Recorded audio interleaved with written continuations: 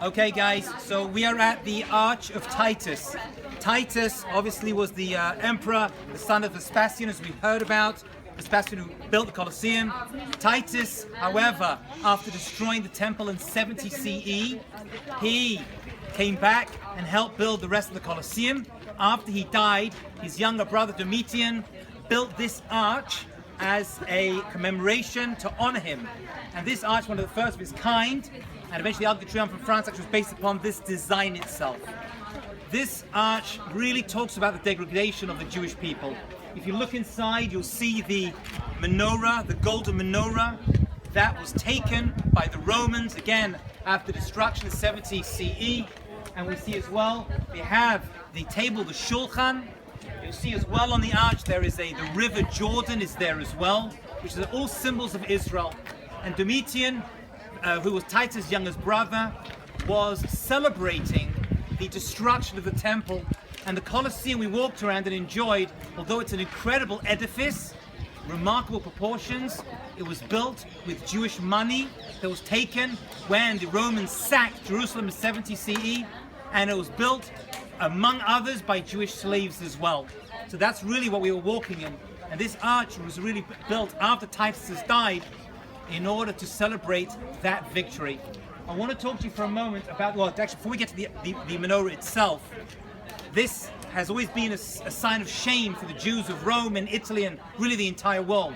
In 1555, Pope Paul IV started a custom of making Jews wear a star, and he would bring the Jewish community once a year to stand under this arch and make them make a pledge of allegiance to Rome and to Christendom. And that's the degradation the Jewish people had to suffer for year after year after year in this exact space. It was at that point, or maybe before, that the Jewish people, the rabbis made a decree that the Jewish people should not walk under this arch, because that's what they used to do. They used to, after the victories, they would walk up here in the Via Sacra, and they would go through, and everyone would salute them of their victory, where they were defeating the Jews in Jerusalem here, as this arch did, or later, a little further down, the next one, which was the Persian Empire. This really was a sign of the Roman domination of the world, and Rome really did dominate the world. But they had an obsession with the Jews, they had an obsession with Israel, and an obsession with Jerusalem, just as many people do today. But what's with the menorah? Why did he decide to depict the menorah, which according to some people may still be here in Rome? It probably isn't, because many other people came and sacked Rome after this time, like the Visigoths, for example, and they probably took the menorah with them or melted it down. But some say no. Some say maybe it's secreted here in Rome itself, or maybe it's part of the Vatican. When the Prime Minister, maybe Netanyahu, came to Israel, to Rome from Israel, and the chief rabbis, they always poke around a little bit. And have you seen our menorah anywhere? Right? Double check. Obviously, the church, the Catholic Church, denies it. Why the menorah? What is the sense of the menorah that they decided to depict it on this arch 2,000 years ago? By the way, this design is the earliest design we actually have, physical design of contemporary design of the menorah itself. So much that in 1948, when we had the fortune of creating the state of Israel, they took the menorah as the symbol of the Jewish people, and this is the shape of the menorah, which actually is the design that Rashi goes with, a curved design, as opposed to Rambam, who said it was straight branches. And they used this actual design, ironically, it came full circle to symbolize the Jewish people and the land of Israel, the state of Israel today.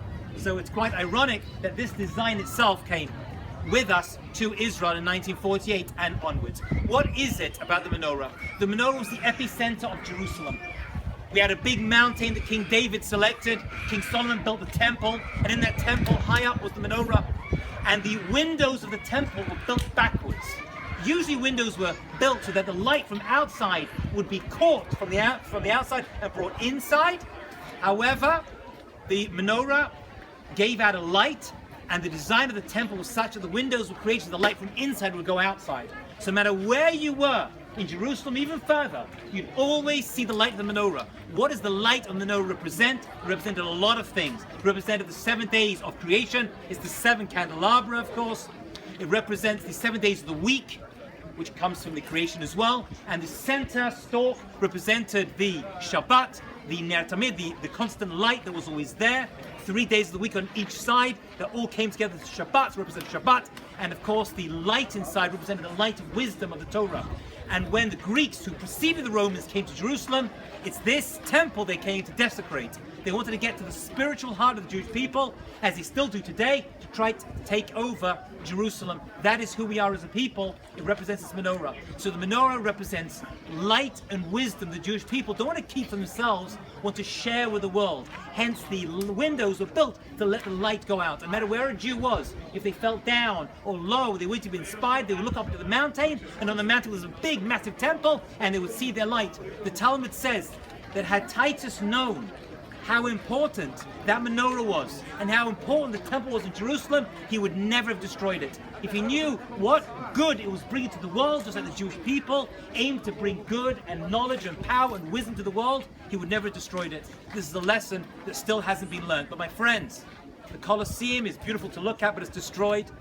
This is a lonely arch out on a mountain in Rome. The Romans have gone, the Greeks came before them, have definitely gone. They don't speak the same as the original Romans. They don't speak the same as the Greeks. It's all gone. The Persian Empire is gone, like Mark Twain said. We quoted already. And the Jewish people are still here. It's unbelievable. Speaking the same language, with the same laws, and the same Torah, and the same menorah every Hanukkah, and the same Shabbat candles every single week. So we can stand here. It was originally a celebration of the destruction of the temple and our people.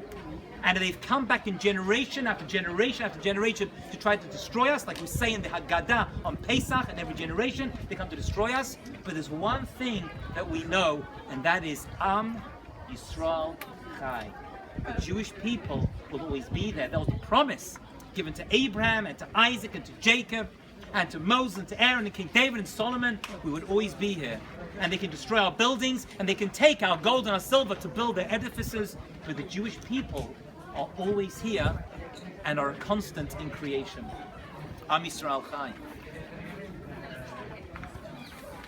Guys, we're just going to take a few minutes for